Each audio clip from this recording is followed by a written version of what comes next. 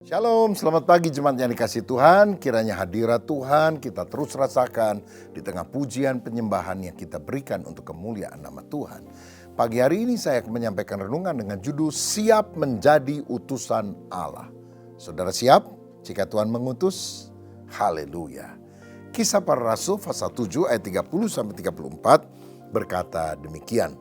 Dan sesudah 40 tahun tampaklah kepadanya seorang malaikat di padang gurun Gunung Sinai di dalam nyala api yang keluar dari semak duri. Musa heran tentang penglihatan itu, dan ketika ia pergi ke situ untuk melihatnya dari dekat, datanglah suara Tuhan kepadanya. Akulah Allah nenek moyangmu, Allah Abraham, Ishak dan Yakub. Maka gemetarlah Musa dan ia tidak berani lagi melihatnya. Lalu firman Allah kepadanya, tanggalkanlah kasutmu dari kakimu, sebab tempat di mana engkau berdiri itu adalah tanah yang kudus. Aku telah memperhatikan dengan sungguh kesengsaraan umatku di tanah Mesir, dan aku telah mendengar keluh kesah mereka, dan aku telah turun untuk melepaskan mereka. Karena itu marilah engkau akan kuutus ke tanah Mesir. Saudara sekalian, ini adalah penjelasan Stefanus, seorang diakon yang dituduh menentang Allah dan hukum Taurat. Bagaimana Allah itu telah menyiapkan pembebas bagi Israel. Tetapi seringkali umat Tuhan berusaha menolak nabi-nabi yang diutus oleh Tuhan. Musa adalah seorang utusan Tuhan. Memang pada awalnya dia mengandalkan kekuatan sendiri. Dia membunuh orang Mesir karena dia pikir orang Israel akan simpati kepada dia dan akan mendukung dia kalau dia menjadi pahlawan yang akan membebaskan dia dari Firaun. Tapi ternyata orang-orang Israel nggak ada respon. Bahkan ketika Firaun mendengar bahwa Musa membunuh orang Mesir, maka Firaun akan membunuh Musa. Sehingga Musa melarikan diri ke Midian. Dia menjadi orang yang gagal. Saudara-saudara, tapi di kemudian hari ada panggilan Tuhan, calling untuk Musa melakukan tugas ilahi. Bukan dengan kekuatannya sendiri, tetapi dengan kekuatan Tuhan. Dan panggilan itu terjadi lewat semak duri yang menyala. Dan ternyata ada suara Tuhan yang berbicara kepada dia. Itu yang membuat titik tolak daripada perjumpaannya dengan Tuhan, yang membuat dia akhirnya menjadi seorang pemimpin Israel. Saudara-saudara, setiap orang perlu mengalami panggilan Tuhan, perjumpaan pribadi dengan Tuhan. Seperti Musa mengalami Tuhan di semak belukar yang menyala. Saya mengalami perjumpaan dengan Tuhan dalam sebuah retreat, saudara. Saya dijamah oleh Tuhan. Saya membuka hati supaya Yesus masuk dalam hidup saya. Dan kemudian waktu saya lulus SMA, saya sudah mendaftarkan di sekolah yang saya inginkan. Nama saya muncul di koran, diterima, saudara. Tapi waktu saya bawa koran untuk bersyukur kepada Tuhan di kamar tidur saya, Tuhan seperti berbicara di dalam hati saya. Tinggalkan cita-citamu, masuk sekolah Alkitab, layani aku. Oh, saya tidak langsung mengiyakan, tapi gelisah karena semakin menolak. Suara itu rasanya terus mengejar. Kegelisahan ada dalam hati. Sampai akhirnya saya berkata, aku taat kepada panggilan-Mu ya Tuhan. Sejak itu saya masuk ke sekolah Alkitab dan melayani sampai hari ini. Itulah pengalaman dari semak duri yang menyala, seperti yang dialami juga oleh Musa. Bagi orang lain, panggilan Tuhan itu bisa datang ketika dia bangkrut. Dan kemudian Tuhan bicara, aku sudah ngomong sama kamu. Ketika kamu masih jaya, tapi kamu tidak taat, kamu menunda-nunda waktu. Sekarang waktunya kamu bertobat dan mengikuti panggilanku. Atau ketika seseorang sakit keras, hampir mati, saudara. Dan sepertinya ada keyakinan di dalam hatinya. Waduh, kalau saya nggak taat sekarang, mati beneran nih saya. Dan akhirnya dia bilang, Tuhan, aku bertobat, aku menyerah. Aku taat kepada panggilan. Saudara, daripada kita babak belur dulu baru dipanggil Tuhan mengiyakan tugasnya, lebih baik kita segera taat. Jawablah ya terhadap panggilan Tuhan. Ku jawab ya, ya, ya. Ku jawab ya, ya, ya. Ku jawab ya Tuhan, ku jawab ya Tuhan. Ku jawab ya, ya, ya. Ketika Tuhan memanggil kita, biarlah kita berkata, ini aku, utuslah aku. Aku siap menjadi utusan Allah. Boleh ucapkan bersama atau ketik bersama-sama. Aku siap menjadi utusan Allah. 2, 3. Aku siap menjadi utusan Allah. Sekali lagi, aku siap menjadi utusan Allah. Haleluya. Dan saya percaya Dia yang memanggil kita, Dia yang mengutus kita, Dia juga akan melengkapi kita dengan kuasanya. Dan Dia akan mencukupkan segala kebutuhan kita.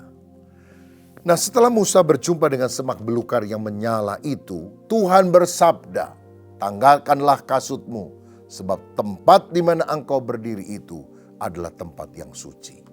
Saudara, Musa gemetar karena apa? Dia merasakan hadirat Tuhan.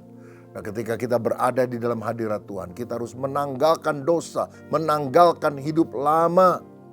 Sama seperti Petrus, Yohanes yang harus meninggalkan perahunya, jalannya, hidup yang lama. Karena Tuhan ingin menjadikan mereka bukan penjala ikan lagi, tapi menjadi penjala manusia. Atau Abraham sebelum dipanggil menjadi bapa dari banyak bangsa, dia harus meninggalkan Ur Kasdim, kota tempat penyembahan berhala, dan menuju satu tanah perjanjian yang Tuhan akan berikan. Saya teringat ada seorang pemimpin triad, yaitu gangster yang paling terkenal di Hong Kong, namanya Teddy Hung. Dia pemilik ratusan kasino, bisnis narkoba, prostitusi, dan sebagainya. Satu kali dia ditangkap, dimasukkan penjara, tetapi dia tetap mengatur semua bisnis haramnya itu di dalam penjara dengan bantuan daripada polisi-polisi yang dia suap itu. Tapi di penjara itu dia tidak bisa tidur, gelisah sampai satu kali.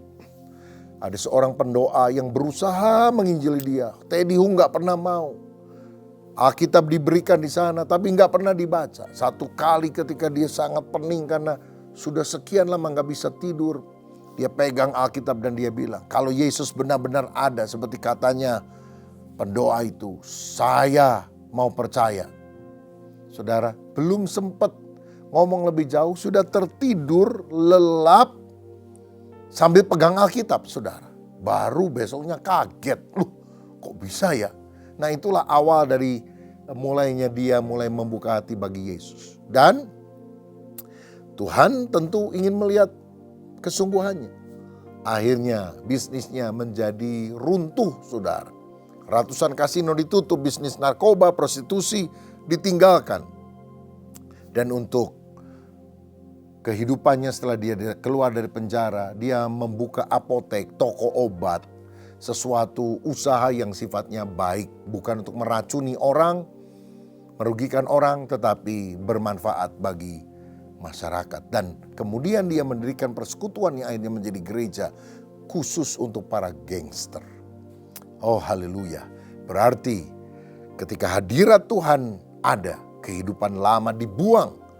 Karena Tuhan ingin menyucikan kita dan memakai kita menjadi alat kemuliaannya. Lalu Tuhan berkata, telah ku dengar kesengsaraan umatku dan aku akan melepaskan mereka. Karena itu aku mengutus engkau ke tanah Mesir. Saudara-saudara, Tuhan adalah Allah yang menjawab doa. Kalau engkau sakit, kalau ada masalah dan sebagainya, doa dengan sungguh-sungguh. Lalu Tuhan akan berkata, telah ku dengar ceritamu. Telah kulihat kesengsaraanmu. Ini waktunya aku menolong engkau. Saudara, tetap bertekun. Karena satu kali pada waktunya Tuhan akan menolong saudara. Tuhan akan memberikan kebebasan untuk hidup saudara. Nah saudara, Musa diutus ke tanah Mesir. Dia diutus untuk membenahi keadaan, membawa kelepasan.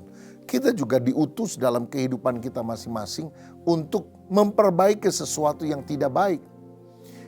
Saya percaya bahwa di dalam diri kita, kalau kita ingin menjadi seorang yang bisa membawa pengaruh positif kepada masyarakat, bisa menjadi seorang leader yang bermanfaat, harus ada ketidakpuasan yang kudus, holy discontent di dalam kehidupan kita.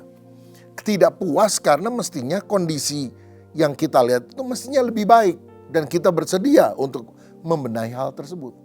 Seperti Robert Raikes dari Inggris yang satu kali melihat pada zaman itu orang-orang kalau ke gereja yang cuma dilayani orang dewasa, anak-anak sekolah, anak-anak kecil tuh dibiarkan aja main-main di depan gereja. Lalu dia ngomong sama majelis, kenapa tidak dilayani juga anak-anak kecil ini? Majelisnya bilang, kita nggak tahu caranya gimana, nggak ada contohnya, nggak ada kurikulumnya. Robert Raikes kemudian mengumpulkan anak-anak kecil, mengajar di bawah pohon, mengajar di gudang-gudang, supaya mereka mengenal kisah Alkitab, diajar tentang etika moral yang baik, dan akhirnya Robert Raikes menjadi bapak sekolah minggu sedunia. Kenapa? Mulai dari holy discontent, ketidakpuasan yang kudus. Begitu juga kalau saudara misalnya di gereja mau melihat pelayanan sekolah minggu kok begini amat ya. Guru-gurunya tidak terlatih, tempatnya juga sangat tidak memadai, kurikulumnya nggak ada. Lalu saudara berkata, saya mau membenahi sekolah minggu ini. Atau ada yang terbeban untuk pelayanan generasi muda, saya mau membenahinya. Atau organisasi gereja saudara, atau apapun yang lain yang saudara lihat perlu dibenahi. Sama seperti Tuhan mengutus Musa, kiranya engkau juga bersedia diutus ke berbagai bidang kehidupan untuk membenahi yang ada. Sehingga akhirnya kita tahu bahwa sebetulnya Tuhan yang memakai kita untuk membawa perubahan yang positif dalam kehidupan.